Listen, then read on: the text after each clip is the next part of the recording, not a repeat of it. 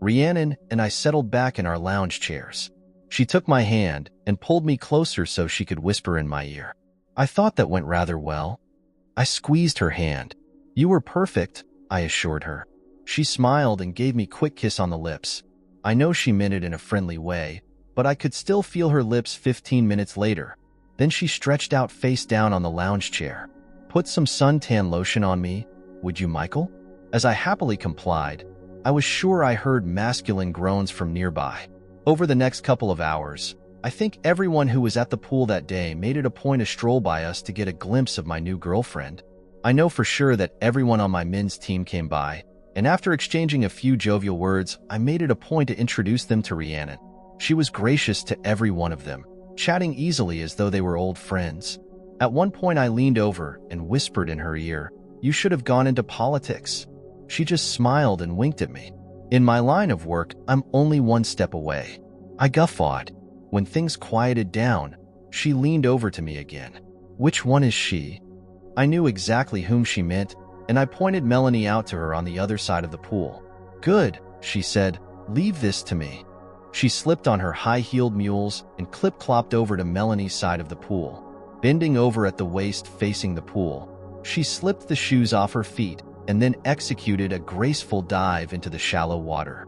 When she surfaced, she bowed her head forward and then quickly flipped it back so that her hair made a graceful arc over her head, spraying water in a fan shape into the air. I was in awe. I'd seen that move in advertisements before, but never in real life. It was stunning. Then in a single motion, Rhiannon gracefully pushed herself out of the water and onto the deck. As she stood there facing Melanie with the water running down her body, she reached up to push her hair back, emphasizing her chest in the process. Then she slipped the mules back on her feet, adding 4 inches to her height, and walked back to where I was staring. I reluctantly shifted my view away from Rhiannon to look at Melanie. She was glaring angrily at me. Then she turned and spoke sharply to Frank before grabbing her things and heading for the exit. He tagged along behind her, once again looking over his shoulder at Rhiannon.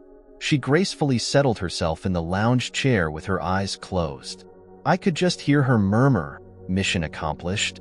Only one bad thing happened while we were there. As we were getting ready to leave, I looked up to see Penny walking in my direction. Oh, shit, I thought. I forgot all about Penny's women's team playing today. What am I going to tell her? Hi, Michael. I'm so glad to see you out again. Maybe we can get together and play some more. She stopped abruptly as Rhiannon stood up and grasped my arm. Oh, Penny said in surprise. Who's this? This is Rhiannon, my date, I said awkwardly. If you're enjoying my content, consider joining my Patreon community. By becoming a patron, you'll get access to full parts of my videos much earlier than everyone else. Plus, you'll be supporting me to create even more awesome content for you. Check out the link in the description to join now. Penny blinked and looked in silence at Rhiannon for a moment. Then she stuck out her hand. I'm Penny, she said. It's nice to meet you. She turned back to me. I've got to get cleaned up. I'm pretty grimy after our match today. See you around, Michael. Then she turned and scurried away before I could think of anything to say. Who was that? Rhiannon asked curiously. That was Penny Pennington, I told her. She's my partner for mixed doubles. Interesting, was her response.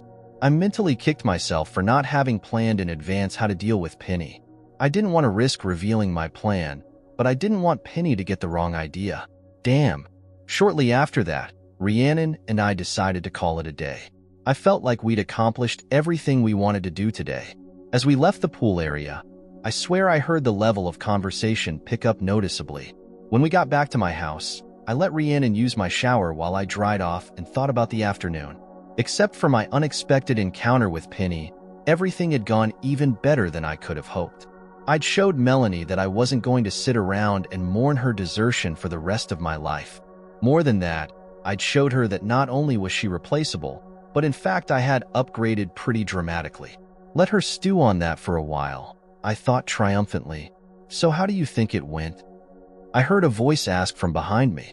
I turned to see Rhiannon standing there wrapped in a bath towel. You were perfect. I responded enthusiastically. You were everything I'd hoped for and more. She did something with her fingers, and suddenly the towel slipped to her feet. "Would you like to celebrate?" she asked coyly. For a moment I stood there, unable to breathe. Everything about her was absolutely perfect. Her chest sat high and proud on her chest, not huge but perfectly proportionate to her frame. There was not an ounce of fat on her. Instead, her abdominal muscles were well developed and inevitably drew my eyes down. From there, her legs seemed to stretch on forever, strong and perfectly formed. I gasped and realized I'd been holding my breath. Steeling myself, I stepped over to her, bent down and handed her the towel she dropped. "I'm sorry, Rhiannon. It's just not the right time." She smiled.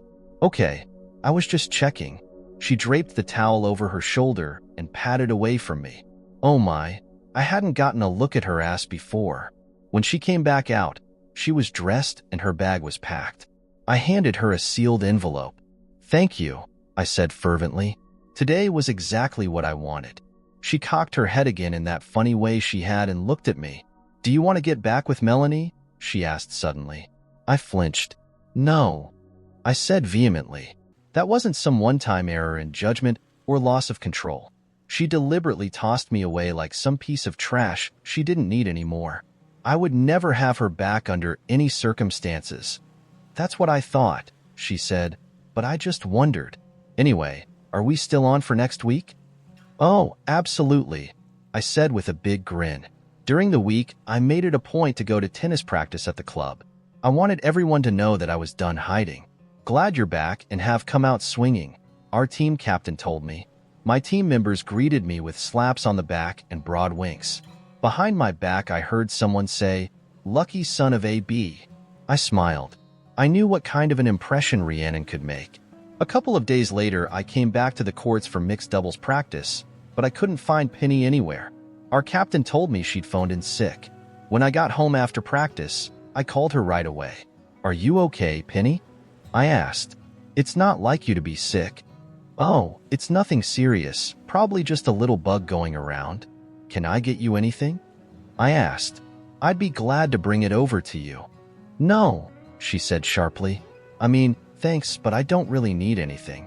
Anyway, it would be better if you stayed away. I don't want you to catch whatever I've got."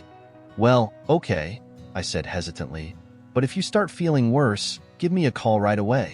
I'm concerned about you." She gave me a vague promise and then said she needed to rest, so I let her go. I wasn't happy about it. Penny was always so healthy and vital that it disturbed me to think anything might be wrong with her. And our little run-in at the pool last Saturday probably didn't help any, I thought. I still felt like I couldn't tell her about my honey trap for fear of screwing things up, but I just hated to have Penny get the wrong impression. Hopefully she'll forgive me after it's all over, I thought. The next step in my plan was scheduled for that weekend. The club was having a potluck dinner and Rhiannon and I were planning to make an appearance. When she arrived at my house, she was dressed very differently from our last outing. "Wow, you look like you just walked out of a fashion magazine," I said as I stared at her.